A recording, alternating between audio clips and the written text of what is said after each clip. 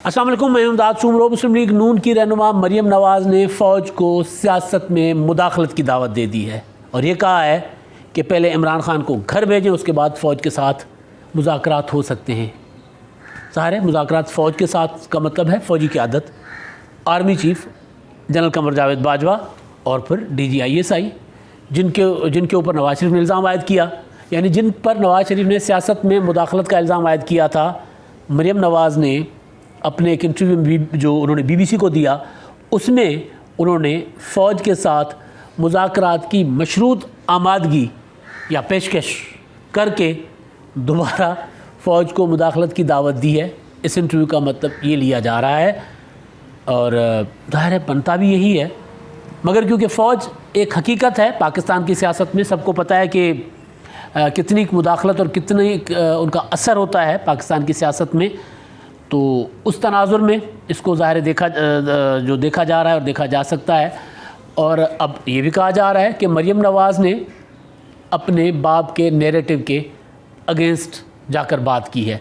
मौलाना फजलुर रहमान ने जो कहा था पिछले दिनों कि कोई बात नहीं होगी फ़ौज के साथ, बिल्कुल बात नहीं होगी, मुज़ाकरात किसी के साथ नहीं होगी, PDM किसी से मुज़ाकरात नहीं करेगा। मरियम नवाज़ कह रही है कि PDM के प्लेटफार्म पर मुज़ाकरात होंगे और सरेआम होंगे, अवाम के सामने होंगे, कोई लुक छुप के नहीं होंगे। खैर अब लुक छुप के ही होते हैं मुज़ाकरात, अवाम के सामने तो होते नहीं हैं, लेकिन बहरहाल मरियम नवाज़ ने ये बात की है।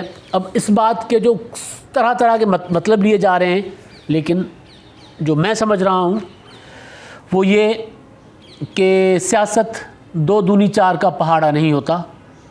सियासत में कई चीज़ें जो होती हैं वो सामने नहीं होती।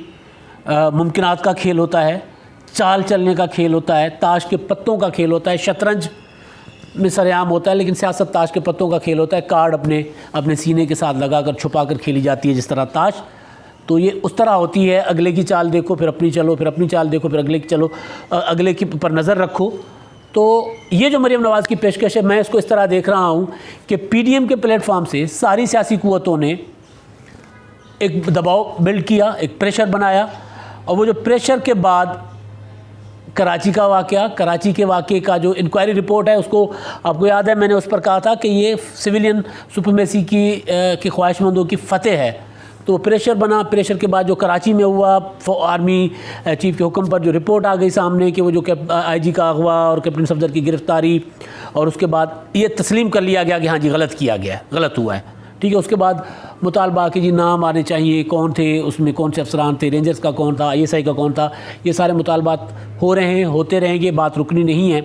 मगर प्रेशर बना था, प्रेशर की वजह से वो इंक्वायरी बनी। इंक्वायरी वो सबको पता है कि कैसे बिलावल ने प्रेस कॉन्फ्रेंस की, किस तरह जज्बात उधर के जज्बात तो थे ही, जिसका रिपोर्ट में कहा गया है कि जज्बाती रद्द-ए-अमल था, लेकिन सियासतदानों का, सिविलियन सुप्रीमेसी के दावेदारों का और हुकूमत का और अपोजिशन का, यानी हुकूमत सिंध का और अपोजिशन का जो जज्बाती रद्द-ए-अमल था वो भी सबके सामने था। तो उसके दबाव में आकर ज़ाहिर है कि इंक्वायरी कमेटी बनी, कोर्ट ऑफ इंक्वायरी बैठी और उसके बाद उसकी रिपोर्ट आ गई, दबाव था। अब दबाव बिल्ड करने के बाद मरियम नवाज़ ने पत्ता खेला है बड़ा खूबसूरती के साथ। उन्होंने कहा अच्छा जी मुज़ाकरात करने, हम लड़ाई नहीं चाहते। नाम लिया, हाइप क्रिएट की, नवाज शरीफ साहब ने मुसलसल नाम लिए, आर्मी चीफ़ के भी, DGISI की भी, एक हलाला मच गई कि ये क्या हो रहा है, मियाँ साहब तो सीधी टक्कर देने जा रहे हैं। तब भी गुजारिश हमारी यही थी कि इन्हीं के साथ मुज़ाकरात होने हैं, क्योंकि ये हकीकत है पाकिस्तान की सियासत के। और आज मरियम नवाज़ ने बड़ा खूबसूरती के साथ पत्ता खेला है अपने इंटरव्यू में कि जब मुज़ाकरात के लिए तैयार हैं, आएँ, बैठें, मुज़ाकरात करें, पहले इनको घर भेजें। अब ये अमली तौर पर, प्रैक्टिकली और उसूली तौर पर ये सियासत में मुदाखलत की दावत ही है जो मरियम नवाज़ कर रही हैं, और माजी में भी पाकिस्तान में सियासी क़ुव्वतें यही करती आ रही हैं। मगर ये दावत अब तब दे रही हैं मरियम नवाज़ जब वो ये समझ रही हैं, या जो तासुर मिल रहा है, जो मैं समझ रहा हूँ कि एक बहुत ज़्यादा प्रेशर डेवलप हो चुका हुआ है अपोजिशन का, PDM का, पाकिस्तान की हुकूमत के ऊपर। खैर हुकूमत तो कोई वो लेती नहीं प्रेशर, क्योंकि प्रेशर यहाँ लिया जाता है वो है ही नहीं, ना हमारे वज़ीर आज़म साहब ने है, ना उनकी काबीना में। आप देख रहे हैं कि किस तरह वो एक्ट कर रहे हैं हर इशू के ऊपर, हर मामले के ऊपर वो जिस तरह एक्ट कर रहे हैं, तो लग रहा ये जो उनके पास ये होता है ना वो प्रेशर लेते हैं, यहाँ है ही नहीं।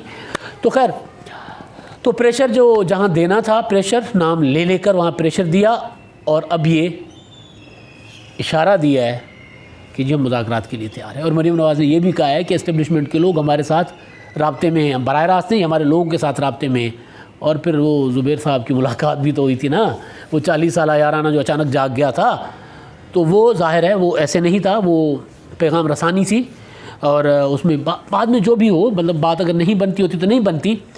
تو اب جو مریم نواز نے کی ہے بات, اس میں ایک چیز جس کا میرا نواز شریف کے ساتھ براہ راست اس پر سوال جواب ہوئے تھے میرے. سیفما کا پروگرام تھا, میاں نواز شریف صاحب اس وقت اپوزیشن میں تھے, پیپلز پارٹی کی حکومت تھی, جلاوطنی ختم کر کے آئے تھے, پنجاب میں ان کی حکومت تھی, سیفما کا پروگرام تھا. وہاں پر نواز شریف صاحب نے کہا تھا کہ فوج اور عدلیہ سمیت تمام اسٹیک ہولڈرز کے ساتھ مل کر بات کرنی چاہیے. میں نے کہا تھا کہ اسٹیک ہولڈر تو پارلیمنٹ ہوتی ہے, پارلیمنٹ کے علاوہ تو کوئی جمہوریت میں کوئی اسٹیک ہولڈر ہوتا ہی نہیں ہے. ادارے ہوتے ہیں جو پارلیمنٹ کے نیچے ہوتے ہیں, چاہے وہ عدلیہ ہے, عدلیہ خیر تھوڑا سا کچھ ڈفرینٹ ہوتا ہے اس کا کیریکٹر, لیکن بہرحال پارلیمنٹ سے وہ سپریم نہیں, پارلیمنٹ سپریم ہوتی ہے, ماں ہوتی ہے تمام اداروں کی. تو میں نے نواز شریف صاحب کو کہا تھا کہ آپ اگر فوج کو اسٹیک ہولڈر مانتے ہیں تو پھر تو اس براہ راست ان کو سیاست میں مداخلت کی دعوت ہے. بہرحال 2-3 طنز سوالوں کے تیز سوالوں پر تند و تیز سوال ہوئے میرے. نواز شریف صاحب کا جو جواب آنا تھا آیا, پھر وہ ہمارے سینئر امتیاز عالم صاحب انہوں نے مجھے اشارہ کیا کہ بیٹا بس, میں چپ کر گیا, ٹھیک ہے سوال میرے تھے. تو یہ پرانا نیریٹو ہے مسلم لیگ نون کا کہ فوج اسٹیک ہولڈر ہے. آج مریم نواز نے بھی کہا کہ تمام اسٹیک ہولڈرز کے ساتھ بات کرنے کو تیار ہیں آئین کے دائرے میں. اگر آئین کا دائرہ اور اسٹیک ہولڈر کریں گے فوج کو تو پھر تو نہیں ہے بھائی.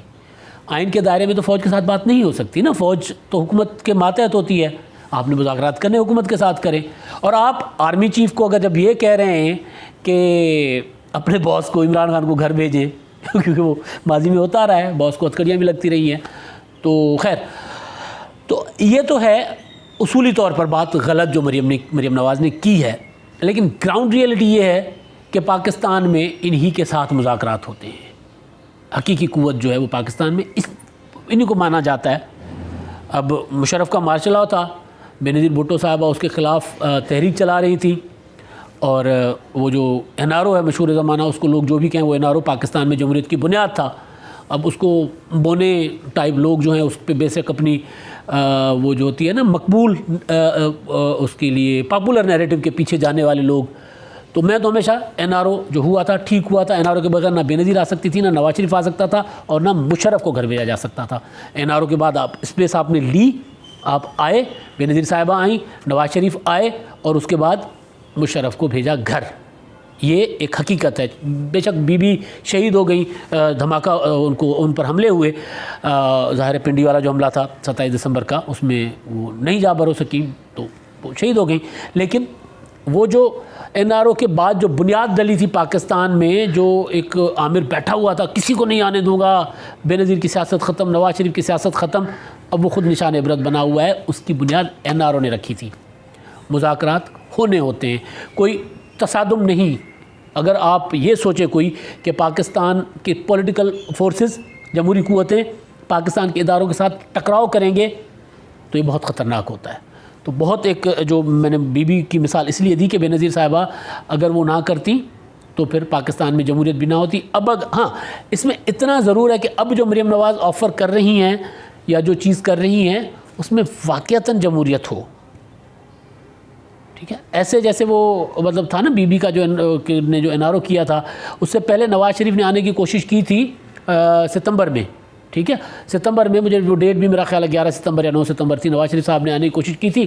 اسلام آباد سے ان کو لپیٹ کے واپس بھیج دیا تھا مشرف نے. 18 اکتوبر کو بی بی آئی تھی, اور اس کے بعد پیچھے پیچھے نواز شریف بھی آ گئے تھے, کیونکہ مشرف بی بی کے آنے سے مشرف پر پریشر پڑا تھا. مشرف کمزور ہو گیا تھا, بی بی کی کراچی لینڈنگ کے ساتھ ہی کمزور ہو گیا تھا. اب کیونکہ عمران خان صاحب تو اب ثابت ہو گیا نا کراچی واقعے کے بعد, جو آرمی چیف کی انکوائری اور عمران خان کا اس واقعے کو کامیڈی قرار دینا اور پھر رپورٹ کا آنا, ثابت ہو گیا کہ عمران خان از نتھنگ, کچھ بھی نہیں ہے. اصل قوتیں اور ہیں, اور جن کے ساتھ مریم نواز نے مذاکرات کی, جن کو آفر کی ہے. اب ان مذاکرات سے نکلیں گی راہیں. اب ہو یہ رہا ہے کہ جو بار بار ہم گزارش کر رہے ہیں کہ ہو یہ رہا ہے کہ اپوزیشن یعنی پی ڈی ایم, میں نے جیسے پہلے کہا کہ ایک پورا ہارڈ اسٹانس لے جاتے ہیں اور پھر تھوڑے سے ٹھنڈے ہوتے ہیں. تاکہ کہیں آ کے سگنلنگ ہوتی ہے نا بیسیکلی سیاست میں، مطلب وہی 2-2-4 کا پہاڑا نہیں ہے کہ آپ بس سیدھا کر لیں، نہیں، اس میں سگنلنگ ہوتی ہے، ہو رہی ہے، پہلے دن سے تھی، پی ڈی ایم کے قیام کے وقت تھی، نواز شریف کے رابطے تھے، پھر نواز شریف نے روک دیے، پھر دوبارہ اب مریم نے اون کیا ہے کہ ہمارے رابطے ہیں، اور ظاہر ہے وہ حکومت کے ساتھ نہیں ہے۔ اب عمران خان جس طرح ایک فرسٹریٹڈ اسٹیٹمنٹس دے رہے ہیں یا جس طرح ان کے وزراء کے بیانات ہیں، تو اس سے یہی لگ رہا ہے کہ وہ جو ہے وہ ان کو پتہ چل گیا ہوا ہے کہ ہو کیا رہا ہے پیچھے۔ اب جو اصل چیز ہے جو گزارش کرنی ہے کہ مریم نواز کا انٹرویو تو بڑا طویل ہے، اس میں انہوں نے کئی باتیں کی ہیں، کراچی والے معاملے بھی بات کی ہے، بہت سی چیزیں ہیں، لیکن جو امپورٹنٹ نقطہ وہ یہی تھا کہ انہوں نے فوج کو مذاکرات کی پیشکش کی ہے یا آمادگی کا اظہار کیا ہے کہ فوجی قیادت کے ساتھ مذاکرات ہو سکتے ہیں، اور مریم ظاہر ہے یہ اپنے والد صاحب کی مرضی کے بغیر تو اتنی بڑی پیشکش نہیں کریں گی۔ اور اب اصل چیز یہ ہے کہ آیا یہ جو چیز ہے، یہ جو ڈیل ہے یا جو مذاکرات ہیں، یہ واقعتاً پی ڈی ایم کے پلیٹ فارم پر ہوں گے یا اے آر ڈی کی طرح الگ الگ رہ کر ہوں گے؟ تو اب مجھے اس وقت یعنی نواز شریف اندر کھاتے کام مذاکرات کر کے اپنے معاملات سیدھے کر لے گا، مجھے لگ رہا ہے کہ اس بار ایسا نہیں ہونے جا رہا، کیونکہ ایسا ہوتا تو مریم نواز یہ پیشکش برسر عام نہ کرتی، انٹرویو کے ذریعے نہ کرتی، رابطے تھے ان کے، اس کو ڈسون کرتے رہتے، جیسے اے آر ڈی میں کرتے رہے تھے، اے آر ڈی میں ادھر داخل ہوئے، اتحاد میں شامل ہوئے اور ادھر سے چلے گئے، اور نوابزادہ نصر اللہ خان صاحب نے کہا تھا کہ جی میں پہلی بار کسی تاجر پر اعتماد کیا اور وہ ہمیں بیچ کر چلا گیا، کسی تاجر سے اتحاد کیا اور وہ ہمیں بیچ کر چلا گیا۔ تو اس بار نہیں لگ رہا، اس بار لگ یہ رہا ہے کہ اس بار پولیٹیکل فورسز، خاص طور پر پیپلز پارٹی نون لیگ، وہ جو سویلین سپریمیسی کا یا سویلین فورسز کا، سویلین قوتوں کا جو اسپیس پہلے نواز شریف نے چھوڑا پھر عمران خان نے چھوڑا، وہ واپس لینے میں سنجیدہ ہیں۔ اب گراؤنڈ ریئلٹی یہ ہے کہ وہ واپس تب لیے جا سکتی ہیں کہ جب آپ ان قوتوں کے ساتھ مذاکرات کریں جو آپ کے خیال میں میٹر کرتی ہیں، سامنے بیٹھے ہوئے نہیں، جو پیچھے بیٹھی ہوئی ہیں، اور پیچھے بیٹھی ہوئی قوتوں کو مریم نواز نے ایک جیسچر دیا ہے، ایک پیشکش کی ہے کہ جی آؤ بیٹھتے ہیں، لڑتے نہیں ہیں، بات کرتے ہیں، اور لگ یہ رہا ہے کہ یہ بات کسی نہ کسی بات پر پہنچے گی، یہ ہوائی بات نہیں ہے، ایسی چھوڑی نہیں گئی، اس کا کوئی نہ کوئی نتیجہ نکلے گا، اور جو پی ڈی ایم کی تحریک جو پشاور جلسہ ہے وہ اس میں مزید پریشر ڈیولپ کیا جائے گا، اور اس کے بعد جو چیزیں جو اپوزیشن کے مطالبات ہیں ان پر سنجیدہ مذاکرات ہوں گے۔ اب وہ کیسے ہوتے ہیں، کیا وہ مریم نواز صاحبہ کے جو انہوں نے کہا ہے کہ وہ پی ڈی ایم کے پلیٹ فارم پر سر عام کریں گے، سر عام ہوتے ہیں، سر عام تو نہیں ہوتے، لیکن بہرحال اس میں ساری سیاسی جماعتیں ہوتی ہیں، یا کیا اس کا فارمیٹ ہوتا ہے وہ الگ بات ہے، لیکن مریم نواز نے ایک اچھا کارڈ کھیلا ہے۔ جو قوتیں چلا رہی ہیں ملک کو، جو قوتیں سیاہ و سفید کی مالک ہیں، ان کو انہوں نے پیشکش کی ہے کہ جی اپنا ذرا عمران خان صاحب سائڈ تے کرو، تے آؤ بیٹھنا، گل بات کرنے ہیں۔ اور اب اس پہ تھوڑا سا لگے گا کہ آج اور کل ذرا طوفان اس میں کھڑا ہوگا، مگر پھر یہ تھمے گا، لیکن اصل جو طوفان کھڑا ہوگا وہ جب مذاکرات باضابطہ شروع ہوں گے، یا جو حکومت کو ڈر ہے وہاں سے کوئی نہ کوئی بڑی بونگی کی توقع کی جا سکتی ہے حکومت کی طرف سے۔ جب وہ بونگی آئے گی تو کوئی بڑا طوفان جو ہے وہ کھڑا ہو سکتا ہے۔ بہرحال اب تک جو چیز سمجھ آ رہی ہے، جو نظر آ رہا ہے، وہ یہ ہے کہ پی ڈی ایم بڑا خوبصورتی کے ساتھ کھیل رہا ہے۔ لوگ یہ کہہ رہے ہیں کہ جی یو ٹرن ہے، یہ ہے، وہ ہے، لیکن یو ٹرن نہیں ہے، بڑا ایک خوبصورت کارڈ ہے جو مریم نواز نے آج کھیلا ہے۔ اب تک کے لیے اتنا ہی، اللہ حافظ۔